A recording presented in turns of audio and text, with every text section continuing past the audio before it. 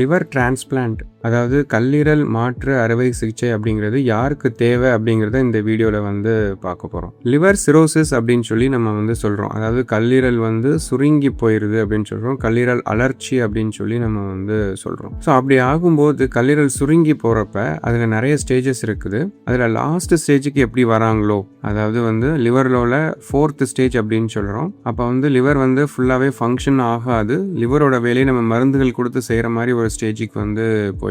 அதனால வயிறில் வந்து நீர் வந்து நிறைய சேர்ந்து அசைட்டிஸ் அப்படின்னு சொல்லுவோம். இந்த மாதிரி வந்தாலோ, அல்லது சில பேருக்கு பிளட் வாமிட்டிங் அடிக்கடி வர ஆரம்பிச்சிடும், அந்த மாதிரி வந்தாலோ, அல்லது சில பேருக்கு வந்து நினைவு தவறுறதும், அது வந்து ஹெப்பாட்டிக் என்கெஃபலோபதி அப்படின்னு சொல்கிறோம். ஸோ இந்த மாதிரி நினைவு தவறுறது அடிக்கடி வந்தாலோ ரொம்ப அட்வான்ஸ்டு லிவர் ப்ராப்ளம் அப்படிங்கிறது நம்மளுக்கு தெரியும். அந்த மாதிரி ஸ்டேஜில் வந்து லிவரை வந்து நார்மலுக்கு கொண்டு வரதுக்கு முடியாது. ஸோ அதுக்கு ஒரு மாற்று தான் இந்த லிவர் டிரான்ஸ்பிளான்ட், அதாவது லிவர் கல்லீரல் மாற்று அறுவை சிகிச்சை. ஸோ இந்த மாதிரி ஒரு ஸ்டேஜில் ஒருத்தங்க இருக்கிறாங்க, அதாவது கல்லீரல் ரொம்ப அட்வான்ஸ் ஸ்டேஜில் பாதிச்சு வயிறில் நீர் சேர்ந்துருக்குது, அல்லது வந்து ரத்த வாந்திகள் வருது, அல்லது நினைவு தவறுது அப்படின்னா நம்ம லிவர் டிரான்ஸ்பிளான்ட் உடனடியாக அவங்களுக்கு வந்து பண்ணுறது வந்து தேவை. ஸோ இந்த லிவர் சிரோசிஸ் தவிர வேறு சில காரணங்களுமே இருக்குது இந்த லிவர் டிரான்ஸ்பிளான்ட் பண்ணுறதுக்கு.